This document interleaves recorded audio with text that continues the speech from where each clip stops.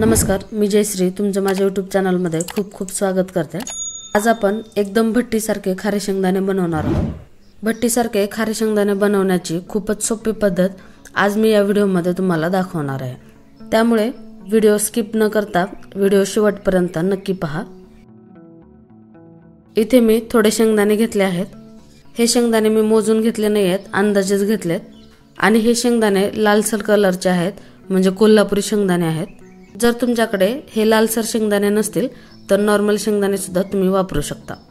हे जे कोल्हापुरी शेंगदाणे आहेत ते चवीला थोडेसे चवदार असतात, त्यामुळे मी हे शेंगदाणे घेतले आहेत। अगदी कोणत्याही किराणा दुकानामध्ये हे शेंगदाणे तुम्हाला मिळून जातील। आता सर्वात आधी हे शेंगदाणे आपण कुकरमध्ये घालूया।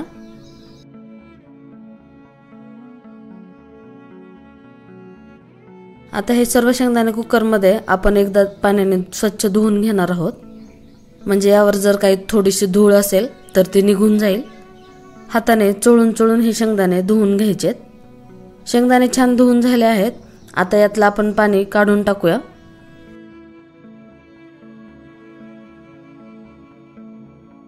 आता या धुतलेल्या शेंगदाण्यामध्ये परत एकदा पाणी घालायचंय। या ठिकाणी सुद्धा मी पाणी अंदाजेच घालते, म्हणजे आपले शेंगदाणे छान उकडले जातील।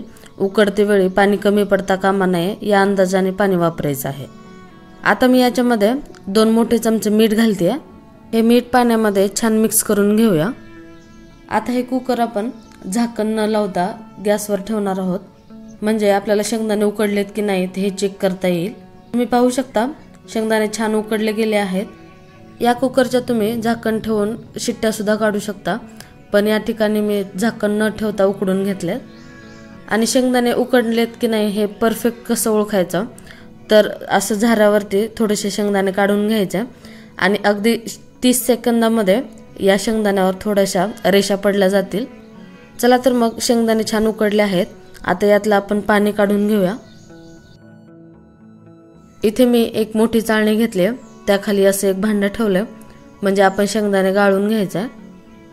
शेंगदाणे भाजताना या शेंगदाण्याला थोडंसंही पाणी राहता कामा नये। आता हे शेंगदाणे आपल्याला 15 ते 20 मिनिटं बाजूला ठेवायचे, म्हणजे यातलं सर्व पाणी निघून जाईल। किंवा हे शेंगदाणे तुम्ही कापडावरती सुद्धा पुसून घेऊ शकता। शेंगदाणे निथळत आहेत तोपर्यंत आपण पुढची प्रोसेस करूया। इथे मी एका पॅनमध्ये अर्धा पॅकेट मीठ घेतलंय। हे मिठाचंही काही प्रमाण नाहीये, अंदाजे घ्यायचा। जेवढे आपण एका बॅचमध्ये शेंगदाणे भाजू शकतो तेवढं मीठ घ्यायचं आहे। हे मीठ आपल्याला हाय फ्लेमवर कडकडीत तापवून घ्यायचं आहे। हे मीठ थोडंसं लवकर गरम व्हावं म्हणून यावर मी झाकण ठेवून गरम करते। तुम्ही पाहू शकता मीठ छान कडकडीत गरम झालंय। आता हे थोडंसं फोडून घेऊया, म्हणजे शेंगदाणे भाजण्यासाठी सोपं जाईल। हे मिठाचे गोळे फोडून घेतल्यानंतर लगेचच आपल्याला यामध्ये उकडून घेतलेले शेंगदाणे घालायचे आहेत। तुम्ही पाहू शकता शेंगदाण्यामध्ये अजिबात पाणी शिल्लक नाहीये, एकदम कोरडे कोरडे झालेत। आत्तापर्यंतची जी प्रोसेस होती यामध्ये काही बिघडण्याची भीती नव्हती, पण इथून पुढची जी प्रोसेस आहे ती खूप महत्त्वाची आहे। त्याचबरोबर खूप पेशन्स ठेवून करावी लागणार आहे। एकदम कमी गॅसवर किंवा मीडियम गॅसवर हे शेंगदाणे आपण भाजून घ्यायचे आहेत। आता हे शेंगदाणे आपण छान भाजून घेणार आहोत। तुम्ही पाहू शकता शेंगदाण्याला मीठ छान चिकटलं गेलंय, पण एवढं मीठ शेंगदाण्याला चिटकून राहत नाही। थोड्या वेळाने जेव्हा शेंगदाणे भाजले जातील हे सर्व मीठ निघून जाईल। तुम्ही पाहू शकता शेंगदाणे छान भाजले गेलेत, याचा कलर सुद्धा चेंज झालाय, तुम्ही बघू शकता। आता महत्त्वाची स्टेप म्हणजे हे शेंगदाणे भाजले आहेत की नाही हे कसं चेक करायचं। जेव्हा हे भाजत असताना या शेंगदाण्याचा खळखळ असा आवाज यायला लागतो, तेव्हा समजायचं हे शेंगदाणे भाजले गेलेत।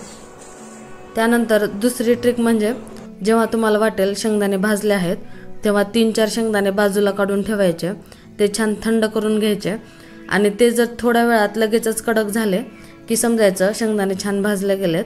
त्यानंतर अशा झाऱ्याच्या मदतीने हे शेंगदाणे बाजूला काढून घ्यायचे। अशा झाऱ्याचा वापर केल्यामुळे काय होतं, शेंगदाणे वर राहतात आणि एक्स्ट्रा जे मीठ असतं ते खाली पडतं, त्यामुळे झाऱ्यानेच हे शेंगदाणे काढून घ्यायचे।